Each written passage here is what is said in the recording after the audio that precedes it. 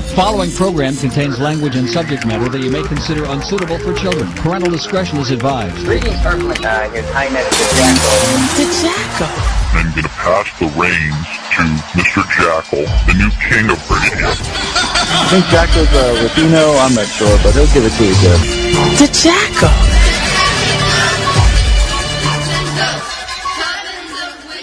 All right, everybody, welcome back to PSN-radio.com and, of course, SoFlowRadio.com. Welcome to gentlemen on the line here who have been patiently waiting to get on for this next segment. And they're going to talk about a few things, including one program they have on YouTube called Zen in the Car. Yes, it is ZENITHCAR.com. Yep. Our deepest condolences. And me and you have only known each other for a short time, but I like the cut of your jib. I think you're a good guy. You're very passionate about broadcasting, about having a platform for a First Amendment that's really uncensored. And I didn't know George, but I caught the tail end of the last hour, and I thought that what I did here, knowing you from what I do know of you, then he must have been a great mentor. And we just want to let you know, we know that you know this. We're from the same tribe. We never lose anybody, brother. Yeah. You know, they don't really go anywhere. They just go everywhere. The nature of the relationship changes, but you just have to learn how to have that new relationship with them, you know. Yeah. So we're here with you, man, and if we can make you chuckle a little bit and say something on George's behalf for you through our universal connectivity, then we're all happy to do that. No, I appreciate you guys spending time here with us, and I know that time on this planet is short for all of us, so I don't want to waste anybody's time, and I appreciate you guys being here and spending your time with me. And George would appreciate the kind words. Believe me, he was that type of individual where he was very giving of himself and his time, and I learned a lot from him over the course of the last decade, knowing him as a friend and a mentor on radio and as a human being. I mean, he was just one of those amazing people that you get to meet and gravitate to. And once you're there, it's weird because he always made you feel like, you know, part of the family, part of what was going on, even though you might have not seen him for a couple of months. It was like he was always there. You know, it was never one of those things where it was weird after a couple of months. It was always like, hey, man, come on in. You know, it's like just, you know, one of those individuals. And a brilliant mind, very underrated, very, very underrated. But with that said, you know, I wanted to definitely dedicate this next segment to you guys. And Zen in the Car, I think I'm one of the few guys who saw the show online, and I was like, yeah, Zen in the Car, that's cool. As we were talking off the air, everybody had an issue with the name, and I'm like, what's the issue? Could you guys read? Yeah. Yeah, this is the first time hearing about any issues with the name. Well, you were Dylan, this is the second incarnation or mission of ZenInTheCar.com, and Dylan wasn't really around for the first go around. So he's at the very tail end. He was, because me and him, we kind of connected through love of movies, and that's how we kind of got started. But he's been a critical component to the second mission of the USS Enterprise. Because as it turns out, not only do he and I share an intrepid love of all things film and geek, but we actually have a really fun, bouncy type comical chemistry, don't we, Dylan? I like to think we do. I mean, it's almost, yeah, like when I narcissistically... You definitely do. Thank you all. When I narcissistically listen to my voice over and over again on the YouTubes with Dylan, I go, it's like a bouncy ball on lyrics. It's quite lyrical what Dylan and I do, I think. So there's that. But no, I mean, I think how we got on your radar, if I'm not mistaken, is Dylan and I guess it was after a movie review one night, which is oh so serious in these serious times. Yeah. We just went into this tirade where we were still recording about our separate and mutual experiences in the world of the alternative internet independent media world, and these cast of characters that are just too juicy to be real, but they are. You know what I mean? And Dylan and I went on a tirade about the alternative media, and so from there I shall shut my mouth and allow Dylan Wade to speak. Dylan, take it away. Oh, man, usually you give me more lead-in than that. Oh. You're killing me. You're killing me here. No, that's basically... I don't want to be known as the person who just talks about alternative media because honestly, I don't love wasting my time with it. But I appreciate intellectual honesty, and even Daniel and I don't agree philosophically on a lot, but I respect intellectual honesty, and what I found with the alternative media is that there's none, and that it needed to be exposed for what it is, because I went through the whole thing. I did an alternative media show. I listened to some of them, and I came out the other side, and I think I'm a better person having learned that they are sometimes... Am I allowed to curse? Fuck yeah. They are usually full of shit. Yes. Or as we Star Wars nerds would like to say, full of bantapudu. Yes. Yes. No, but... Yeah. Daniel, come on. I mean, Get back here. Whenever you were talking, like I'm very visual, so I was picturing that Charlie Chaplin movie where he's getting caught up into the mechanisms of a gear. Because when you get caught up into the alternative media world, it's like that. You feel like Charlie Chaplin in gear, Yeah. right? And it's really dirty because it's oily, and you're like, Jesus Christ! I started off listening to this shit, and then I got caught up through the path of whatever. I think Dylan, you were doing. Did you started off with? I don't know, sociology issues, didn't you? Off on the nether regions of independent media? Privacy, actually. I started with the Snowden revelations, and it just kind of spiraled from there. Were you a listener to alternative media and conspiracy theory stuff before? Not really. It just kind of happened. I can't pinpoint exactly when it happened, but it just kind of happened. And it spiraled from there. I started believing every word of it. There are enough websites out there that spew it to make me think that, oh, I'm doing independent research when all I'm doing is reading regurgitated shit from the... Yeah. And that's the problem with a lot of this online community stuff and dealing with ufology for years. That's one of the things I picked up on immediately, because when you're a fan and you're on the outside of it, like I was for years, just listening to radio, and I'm like, my God, all this stuff is happening and nobody's, dealing with it, and I can't believe all these people are getting abducted and all this stuff is happening and all these ghosts and all this ghost activity. And then I got to podcasting and I got to talk to a lot of these folks myself, and I was like, oh, a lot of them are just batshit crazy. Yes. That's what's going on. And, but there's the rare exceptions in the shit craziness that is the world of the paranormal and ufology. Those rare exceptions in the alternate media where there is truth coming out, and you just have to kind of navigate through that swamp, if you will, like Trump would say, and drain the bullshit out of the way and try to get to the nuggets of proper and good information and honest information. But most, I would say 98% of the people on any platform that is pushing anything are just picking things up that they're hearing from somebody else. There's no real research anymore. There's just, I heard this from somebody else, or somebody told me this or that, and people build careers out of just, I heard this story and now I'm writing 10 books about it. Really? Were you there? Did you do any research? And it was funny because I would come across that when I would ask them in-depth questions about certain topics that they would write a book about, and they would always say, well, this person said this, and that's how I wrote that. And I'm like, so where's your own research?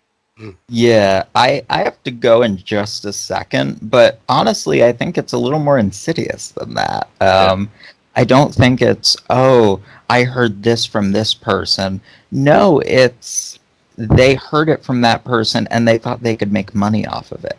And I think they've all made this calculation that there's a pot of gold waiting for them at the end of the rainbow, and there really isn't. They have they don't have two pennies to rub together, but they think that it's going to come down the line. So they're willing to say anything, and they're willing to just double down on the bullshit no matter how many times it gets disproven. Yeah.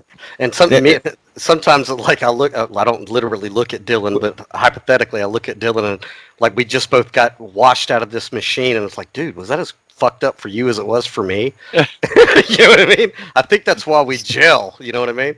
Yeah, on that note, I apologize. I do have to go.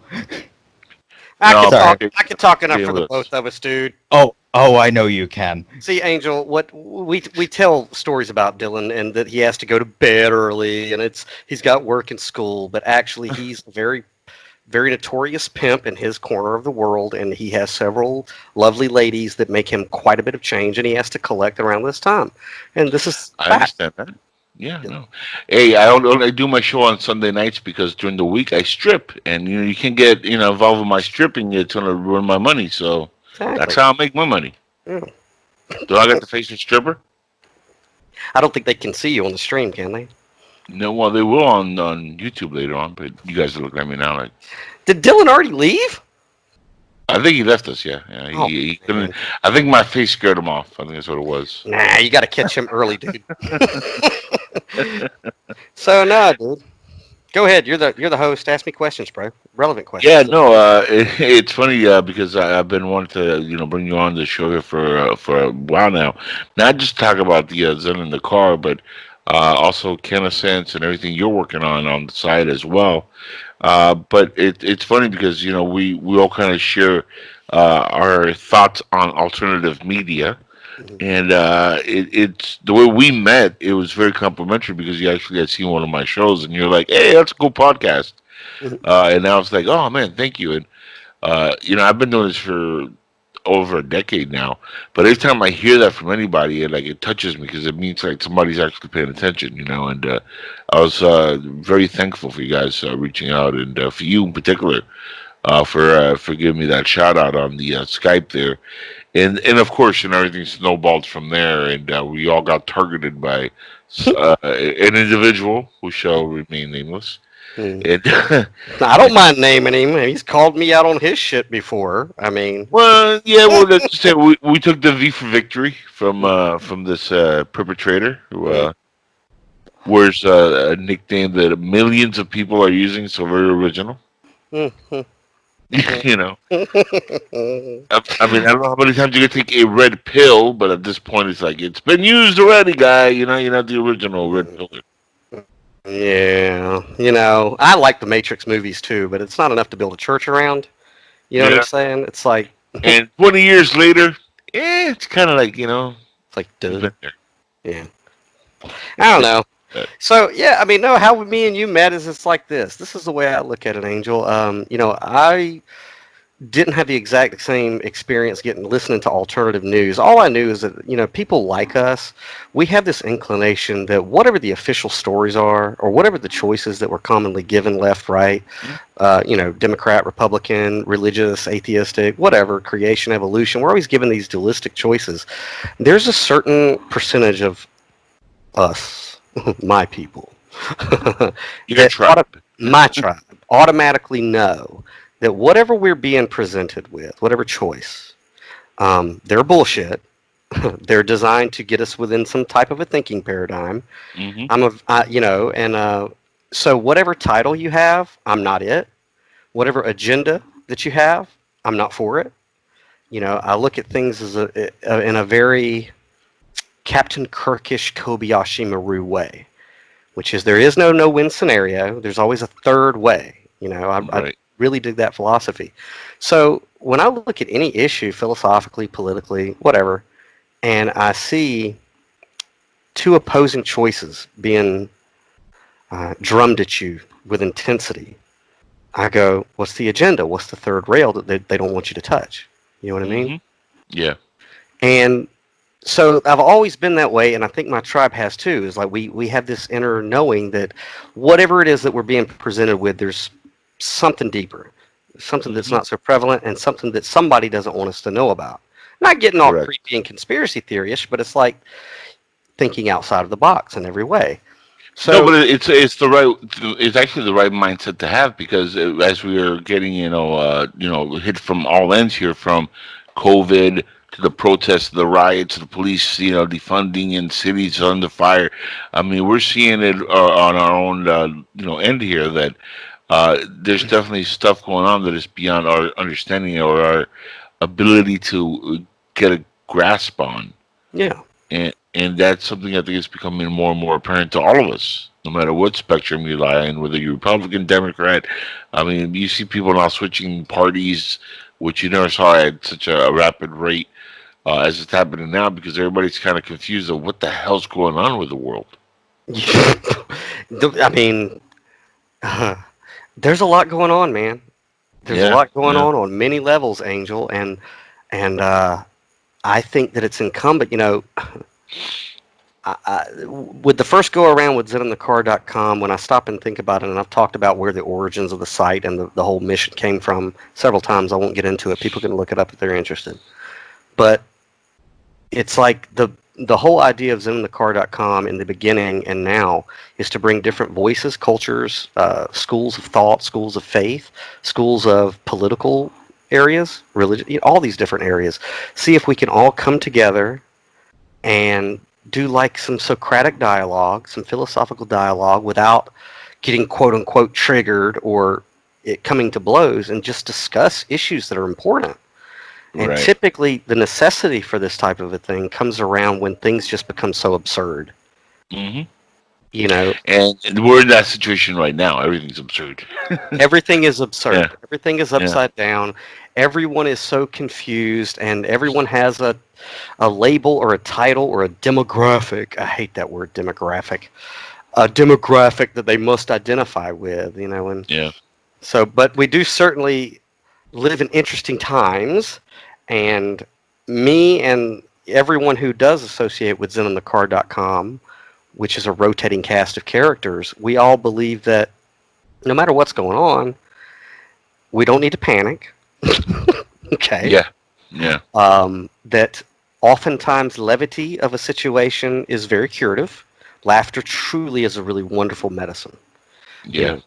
And I experienced that this week, by the way, with the tragic loss of my friend George. I mean, going back and getting skits and stuff to put together promos and whatnot, and listening to the past recordings that he left behind and laughing. Mm-hmm. Like I haven't laughed in a long time. I mean, that helped me get through the week because it's been a rough week. I'm gonna be honest. Yeah. I didn't think I was gonna get through the week, let alone tonight. Do 2-hour podcast with friends from the network and just talking about our memories of George and now doing an extra hour here, and then I got more producing after this, and I didn't think I was going to get through all that, but listening to the funny side of George and listening to those audio clips really does help. Laughter is the best medicine, without a doubt. It really is. I mean, and God knows, I mean, I'm a pretty metaphysical guy. I don't really subscribe to any label you could put on me. I think that there's truth in all of it, and there's deceit in all of it, and same here. But what I do believe is that there's always a silver lining in things. Even you got to find the beauty in the ugly. You got to, and you're gonna laugh about whatever it is you're going through someday. You might as well do it sooner. And that's a rip from Tony Robbins, but I think Tony Robbins is a genius anyway. And it's true. It is true. You're going to laugh about the stuff that you're freaking out about right now. One day it's going to be funny. So I feel like it's, guys, there's so much tension in the world between all of these different football issues that let me put it to you this way. I had been on a trip last year when Dave Chappelle came out with Sticks and Stones. Now, whenever Dave Chappelle came out with that thing, Zen in the Car was off. The site was down, and the whole concept had been mothballed anyway. But when I got back here in Georgia, where I reside and write from, this controversy about Dave Chappelle using his art form, comedy, to take very important issues and have them addressed in a way which is the arena of how he addressed it was supposed to be through laughter. Yeah. And it's like all of these people who the next day after Sticks and Stones came on Netflix were so upset and air quote triggered about a guy doing what he does immaculately, which is is something I believe in very firmly, the philosophical beliefs of the Bill of Rights. He is utilizing his very First Amendment to express... And he's Muslim, by the way, Muslim and Democrat, which is the amazing thing. And they still went after him. It didn't matter. It didn't matter. I mean, everybody was coming down on Dave Chappelle for what I believe was one of the most... I mean, it's art, dude. What Dave Chappelle does is art. He creates emotional and intellectual anaphylactic shock by bringing up hot-button issues and then completely changing your emotional state through laughter. And it's brilliant the way he does it. He's like a ninja. And and I think it's brilliant because if I don't know Dave Chappelle, I would love to smoke a bowl with him for sure one day. But I imagine that all of the people who get triggered and emotionally react to his stuff, I'm sure he sits there and just privately laughs and eats it up. Because I know I would. Because that's his job, is to incite thought, you know. And that's what the First Amendment really is about, is to say unpopular shit in very unpolitically correct ways. Correct. And the reason it is the First Amendment, like, you know, Kennedy would have said, you know, it's the First Amendment for a reason. And I don't find that it's a coincidence that the Founding Fathers put freedom of the press, which is you and me and George, right? Yeah, and the legacy he left. I don't think that they coincidentally put that as the First Amendment in the same context of expression of worship. Do you? No, not at all. No, I mean, it makes perfect sense. If you think about it, if you're building a country and you want to make it free and open to everybody, it's like, hey, whoever you want to worship, whatever you want to. If you want to worship a donkey, you can worship a donkey. You want to worship a cow, you can do whatever you want, as long as we understand that we are sharing this country together. And I think that's the narrative that gets lost on people nowadays. Is that they think it's my way or the highway, and that's the only road to salvation, and that's not the way it is.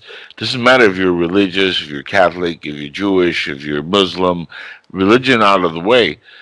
Yes, this country was built by Christian, settlers, as we know it. But they built into the Constitution the freedom of speech, freedom of expression, freedom of religion.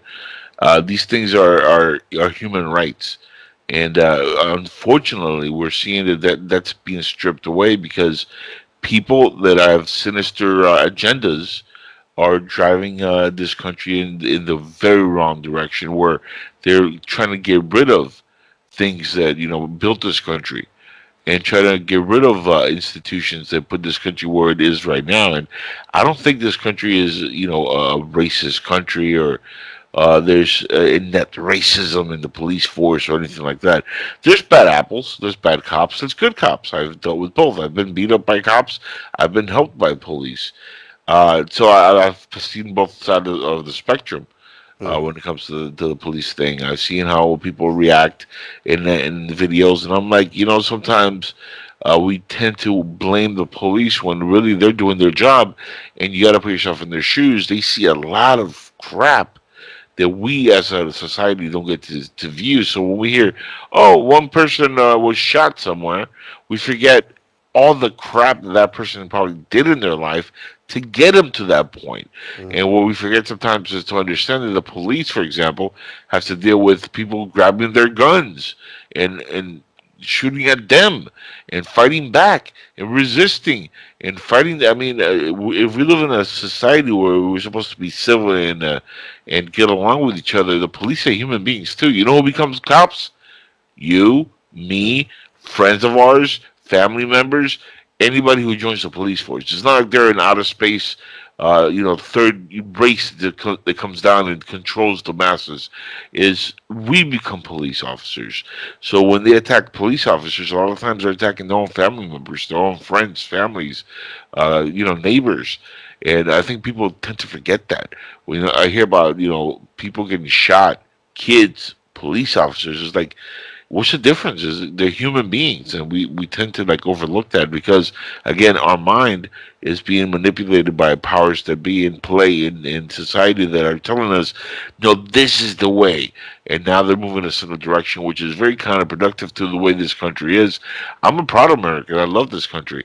I'm neither Democrat or Republican. I don't swing either direction. I am in the middle. Independent. Where I voted for Trump, I voted for Obama. The reason I voted for Trump and I didn't vote for Hillary is because she was the worst candidate possible. And after 8 years of Obama, I was like, you know what? He let me down as president. And I've been knowing about Trump for decades, and I followed before he was a politician. And for years, I was saying on this podcast and other shows that what we need in this country is a business guy, not another lawyer, career politician who's been in Washington for 30 years and has made millions of dollars with lobbyists and has people running the shows behind him. No, what we need is a business guy who gets shit together, puts us back to work, puts the country first and foremost. And I do think Trump has done that in a very tough situation because he has the entire left against him. All the media is, bought out against him. And a lot of them are bought out, and they're lying through their teeth. You see Jeff Zucker at CNN, conspiracies, lies. They follow up on things that are made up, like the Russian hoax, which is complete nonsense. But they overblew that out of proportion into this big deal because they're trying to impeach the guy before he even became president, before he took the Oval Office. Nancy Pelosi said on the air, "We're going to impeach this guy." Now, how do you impeach somebody who's not even officially sworn in yet and who has not even committed a crime? How can you say we're going to impeach him? That tells you there's an agenda behind the scenes. They don't like this guy because he's not part of the oligarchy that they're part of. He doesn't have the same kind of people behind him. Plus, he's a danger to their institution, and now those bricks are starting to fall apart, and we're starting to see behind that wall that they've had built for years that they really are scumbags. When you look at Nancy Pelosi, Adam Schiff, Jerry Nadler, all these people that are in Congress, these people are evil people. I look at Black Lives Matter, for example, and I know that this has been getting a lot of headlines all over the media. And while the sentiment, Black Lives Matter, of course Black Lives Matter, all lives matter. White lives, black lives, Latinos lives, every human being's life matters. But the reason they're pushing Black Lives Matter as a organization, not as a train of thought or a movement of consciousness, which is black lives, white lives, all lives matter, which is what it should be, because we're all human beings. They're pushing that agenda because at the end of the day, they're feeding a company called Act Blue, which is going right back into AOC's campaigns, Jerry Nadler's pockets, Nancy Pelosi's pockets. So who are they really standing up for? They're not giving money to the black community. They're not helping black people get empowered in any way. They're not bringing jobs to urban areas. What they're doing is they're feeding white politicians on the left and giving them hundreds of thousands of dollars to continue to destroy this country. And that's something that a lot of folks are not waking up to yet. They don't understand that. But it's funny because you can do your own research. Don't take my word for it. Go to the Black Matters website. Find who's funding them. It's right on their website. Act Blue. The money's going directly to that company. Who is Act Blue? Find out who they are. You can see for yourself who they support and who they are funding. And it's mind-boggling how easy it is to take over people's mind and manipulate that.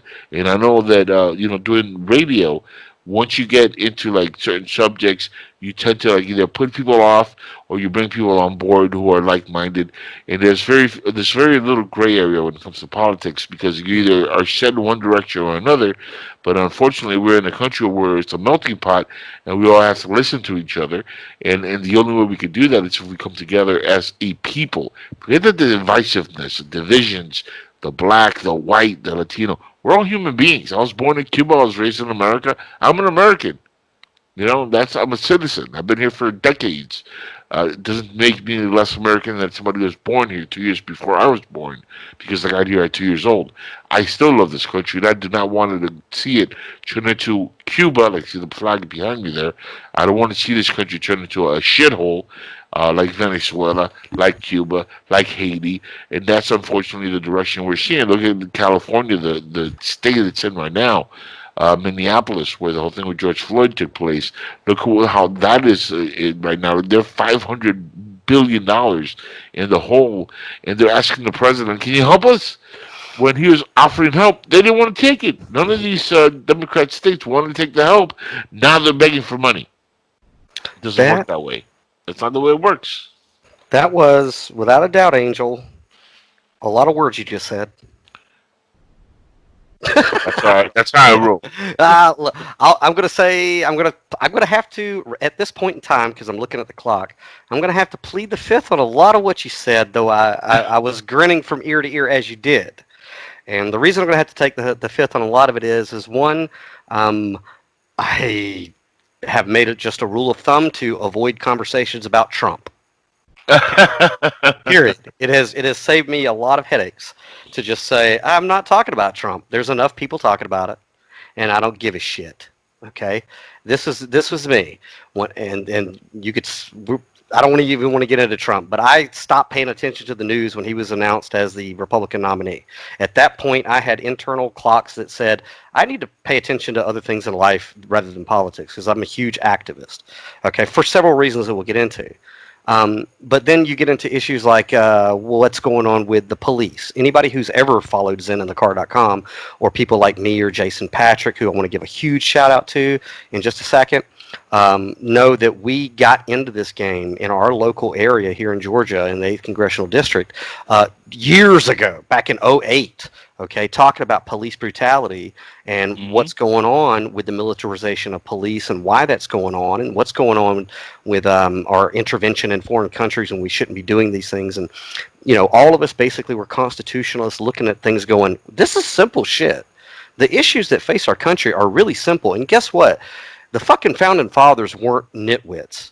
They studied every republic in human history that we could figure, and they figured out what went wrong and what went right. Okay, they gave us every single tool that we needed to keep a republic.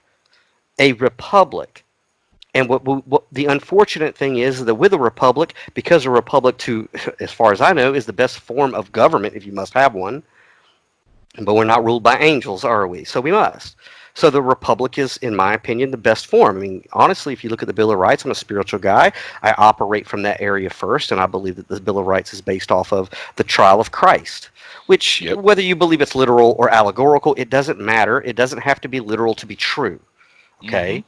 And we're talking about a sinless man, an innocent man, a man who has committed no sin, committed no crime, is the story of this guy, and he, because of his free speech and his expression of truth, despite what the church and state has to say, was nailed to a fucking cross by the state and the church. Okay? The founding fathers and the Bill of Rights basically reverse engineered everything that went wrong with an innocent man to protect the rights of the individual. So me, Angel, when I look at any agenda that is trying to get me to go Borgify and lose my individuality and ideals, like anything that has a title, essentially. Are you a Baptist? Nope. Are you a Buddhist? No. Are you Black Lives Matter? Are you White Lives Matter? Are you any title? No. Are you any demographic? Look, don't fucking assimilate me into your hive. I am an individual, okay? And I see that kind of going on. Now, so a lot of it, Zen in the Car. But the only tribe you do belong to is the human race. That's the only one. That's the only, we cannot escape that. We're all human beings. Other than that, everything else is, it's just added on for no reason to divide us. That's it. No, it's all to cluster us up and see the differences within one another rather than the commonality. Yeah. I mean, and I make no bones about it. I'm a huge Star Trek fan, and I very much identify with the philosophy of the Vulcans, which is IDIC, infinite diversity in infinite combinations. You know, I dig those ideals. You know, so I resist on a soul level any attempt by any organization to get me to put a name tag on. You know what I mean? Yeah. Well, I live by a similar motto: is do no harm. Do no harm. First, do no harm. Yeah. Actually, that topic came up earlier today. So No a kidding. lot of these modern issues, and getting to the Star Trek references, Mm-hmm. I'm a huge Star Trek fan, always have been, and we had a lull in Star Trek for a while. And when I was actually debating on whether or not to bring ZenInTheCar.com back, like for a second go, because we had a 5-year hiatus, a lot of people had told me, they were advising against it. Don't go back. Don't backpedal. And I'm sitting here going, no, I'm pretty sure that my spirit's telling me that it's time for that kind of an idea to come back. Because anybody who knows the history of us we kind of succeeded. All the original members went off on their own paths, but they made tremendous headway into areas that they were supposed to. So it's time for a second go around. But when I was kicking the idea around about a year ago to bring it back with a new rotating cast of characters because of these current events and the absurdity of our day, because it's absurd, Angel. You and I both know that. Yeah. All of it's absurd. I listened to an interview with Patrick Stewart because the new show Picard has returned. Sir Patrick, yes. Yeah, Sir Patrick. And somebody asked him, I think it was Will Wheaton, they said, why do you think that all of a sudden there's this massive resurgence in Star Trek? And as a true Star Trek geek that digs Gene Roddenberry's humanism and the idea that we are capable of doing great things together, you know what I mean? I watched Patrick Stewart kind of look down and then look back up at the interviewer, and he said, right now, the world needs Star Trek more than ever. The philosophy of Star Trek more than ever, right? And after I'd seen that interview with Patrick Stewart, I said, that's the motivation for bringing Zen in the Car back, which is these issues, like George Floyd, for example. I have gotten emails, text messages, Skype messages, and calls from so many people asking me what my take on all this is. And anybody who follows me knows that I've been suspiciously quiet. I haven't addressed it because I do have a lot to say about this issue. Because I don't think it's a single issue. I don't think it's about race. I don't think it's about police brutality. I don't think it's about Republican or Democrat. I think that it's more complex than that. And if people want to know what I think about it, then that means that people listen to me. And I'm now responsible for what I say. If one person takes what I say to heart, I have to really weigh the consequences of what I have to say about these important issues that we're all facing. And so I can't willy-nilly just react. And that's why I'm always suspicious of alternative media when they automatically have a response. It's like, dude, the news cycle, I get it, but you didn't even have time to think about what the fuck's going on before you just started. It's like it's all scripted, though, Daniel. That's the problem. It's like, Angel. Yeah, it's all a script they're following. That's the problem. And you and I and Dylan and the other guys at Zen, that we know that too. It's like, dude, if you already have a solidified opinion about an issue within less than 24 hours, fuck you. Yeah. Fuck you. You are fishing for clickbait, and you're doing more harm to the situation than good. Go fuck yourself. There's a door over there. It's got the word fuck on it. Go out of it. Okay? So, especially with what's going on right now across our country, with COVID, for example, which, I'm kind of snitty about that too. But I got a lot to say about that. But I got a lot to say about the whole George Floyd thing and the BLM thing. And I know that I want to think about it. I want to make sure that what I say is responsible. And even if it hurts others, or their feelings, it has to be true. Because at the end of the day, people like you and me and other people who are supposed to be the champions of the First Amendment, we are accountable to what is true. Not necessarily what is popular to say, or politically correct, or sensitive to everyone's feelings. We have to acquiesce to truth. Yep. And everybody's worried about their feelings these days. Feelings, oh, you hurt my feelings. It's like breaking a fingernail, you bunch of sissies. It's amazing how people are so sensitive about every little thing. You can't even express yourself without hurting somebody's feelings or getting yelled at. It's funny because I wear my mega hat in public, and I get this weird look from people, and I'm like, your what hat? my MAGA hat, my Trump hat, the red one. I have one, and I wear it on purpose just to see, if I'm gonna get any shit, from people. And I've been called the Nazi. I've been called a Jew hater. I've been called all kinds of things, and I'm like, that's funny because I'm Cuban. My brother's half black. My mother is, let's see, she has Indian and Chinese in her family. She married a black man. She had black siblings because her mom was married to a black person. So I have a black aunt. I have black cousins. My godmother was black. My godfather was black. Rest in peace to both of them. They passed away now. Let's see. I got cousins that are black. I have, a lot of black in my family. I'm pale as hell because I tend to, lean towards my dad's side of the family, which is Spain and Italian. So I tend to lean a little bit on that end. But my family is as mixed as they come. So when somebody calls me a Nazi, I laugh because they're just making an assumption over something they have no clue on. And then when they find out I'm Latino, they're like, "Oh, but you're gonna get deported too." And I'm like, "No, I'm not. I'm a citizen. They ain't going after me. I came here legally, buddy. They're going after the illegals." I'm pretty sure if you and I hung out together, we'd so get shot because I'm from the South, Yeah. I tried to wear in Portland, Oregon, I tried to walk around downtown with a hashtag Meninist shirt. I'm not a Meninist. I don't give a shit about any of that. But it's like, I thought, I thought it would be funny, but I was quickly saved from instant death. Don't wear that. And when you're from Georgia and you're in Portland, Oregon, and you go around a little bit, you realize, it was probably in poor taste or not a good idea. No, not a good idea. Don't want Antifa on me, or whoever the fuck is mad this week about whatever the fuck. But yeah, so it's like, I don't know, Angel. So I thought to myself after hearing Patrick Stewart say that and looking at the absurdity of the world as it is now in this country, which has so much potential, it was time for us to do it, to come back and to be a stick in the eye of these assholes in the alternative media who are making shit worse. When does the show air? What's the dates on the show? Do you have a periodic date that you posted, or is it just randomly right now? Dude, I mean, it's not a show. I mean, really, honestly, what ZENITHCAR.com is it did start off as a website, but now it's more geared towards people who are traveling in their car with a smartphone. Right. So the website, if you're in the car, which is where most people listen to podcasts and things like that, the bedrock of Zen in the Car has always been writers and authors like myself and Dorian Flagg and John Michael Warner, people like that, and then we kind of express off of it, in different ways.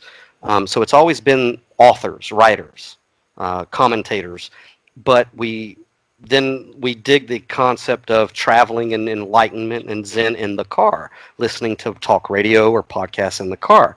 So we made it very friendly for drivers. So if an article is posted, you can listen to the audio. The images are very easily clickable so that you can, at a red light or a stop sign, click on whatever you need to. And from the site, we have the YouTube, which is mostly listenable. There's some images and things like that, but we don't want to distract the driver. How we're actually posting? Nah, dude, we detest structure or the illusion of order. So it's you're gonna do well in podcasting. Yeah, we basically ask ourselves, what's the definition of insanity? Doing the same shit, expecting the same, different results or whatever, and we look at all these alternative media asshats who are basically sucking Alex Jones's sperm down their throat and then regurgitating it. That's what they're doing.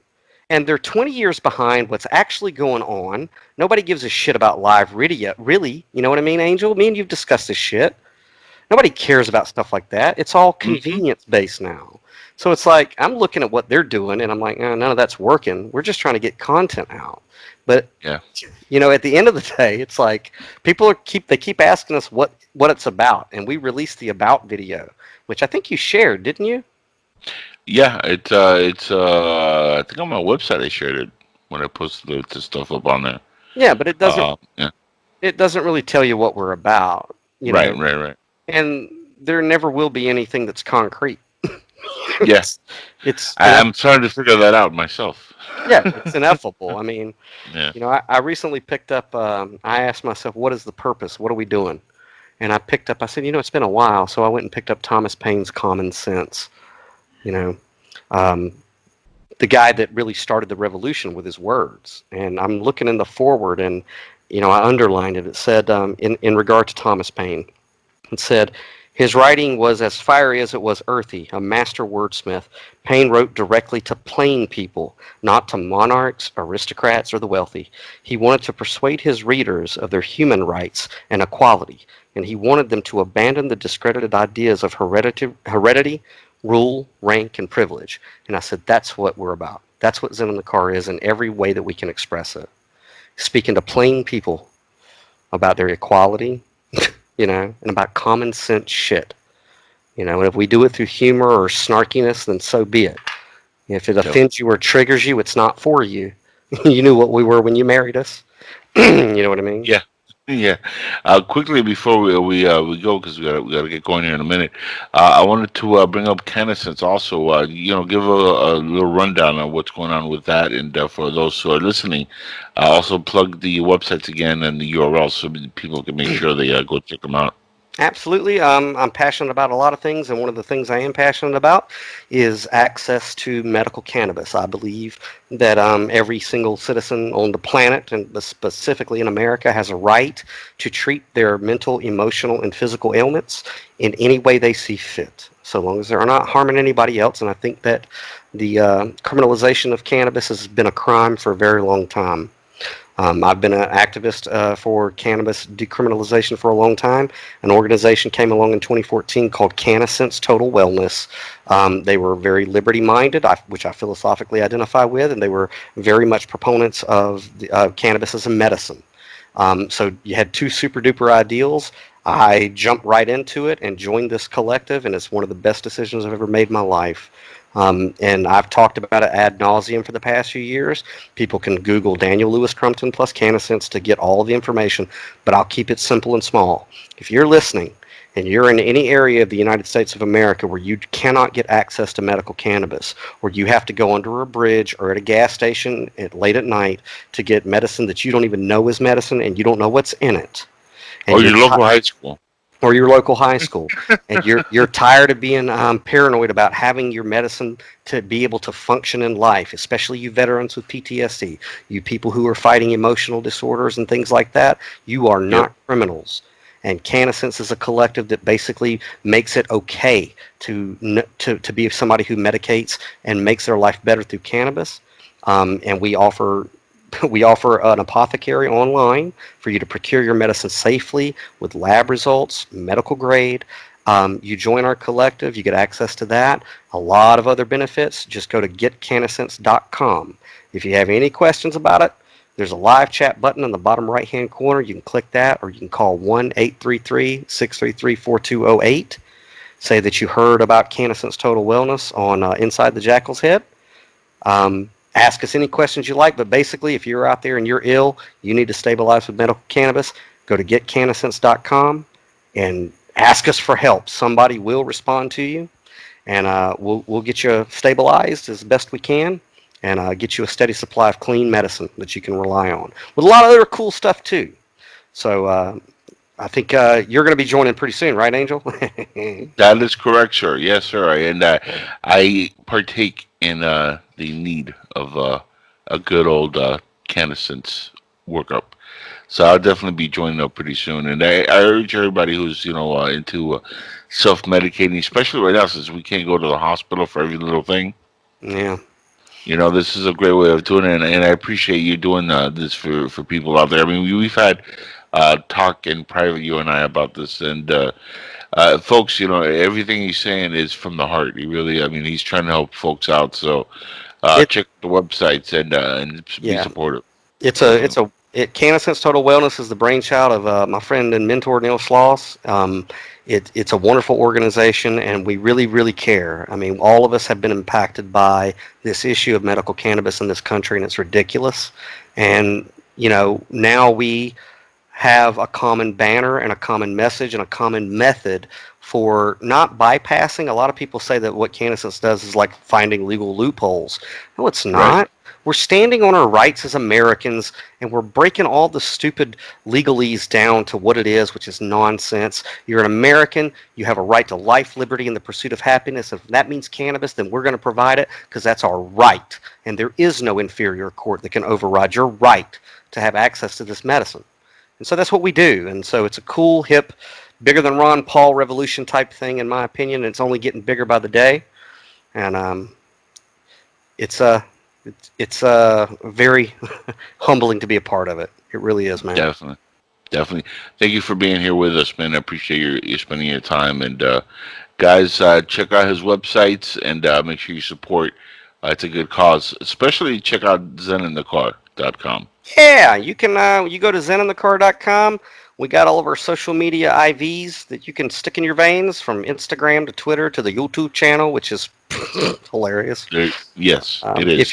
If you're sensitive, you get butt hurt easily. Go somewhere else, man. Yeah, that's the door. Go now. Walk right through it. Just keep going. Just keep on going. If you're a targeted individual, I'm watching you, and yeah. Get that mop out of your head, and you'll be okay. So there it is, man. We're here. Me and Dylan, we chuckle because it's like we are the alternative media's worst nightmare, and there's nothing they can do to shut us up. And it's perfect.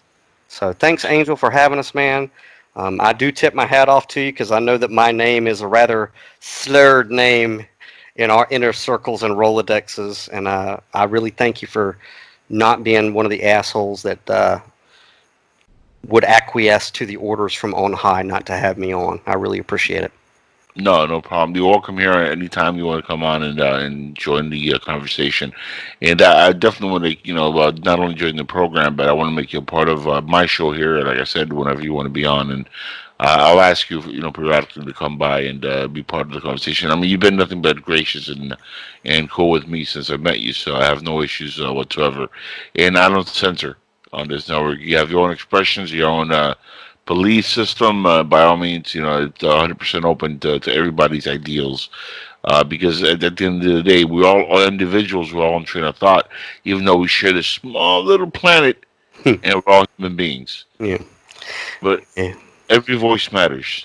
Yeah, we're all walking each other home. But yeah, guys, if you want to, subscribe at ZENITHCAR.com, so every time we put anything out, you can get it. If you or anyone you know needs access to medical cannabis, from flower to edibles to what's commonly known as RSO oil, please go to getcannasense.com. Ask for a caregiver with the live chat, or call us at 1-833-633-4208 and just say you heard us on Inside the Jackal's Head. Well, you don't have to know all this constitutional stuff. We're going to walk you through it, and we're going to educate you, get you stabilized, and get you a steady flow of good medicine so you can really have that whole life, liberty, and pursuit of happiness thing, because that's what you're here for. It really is. Yeah. Thanks, man. I'm going to jump. Thank you, brother. Peace.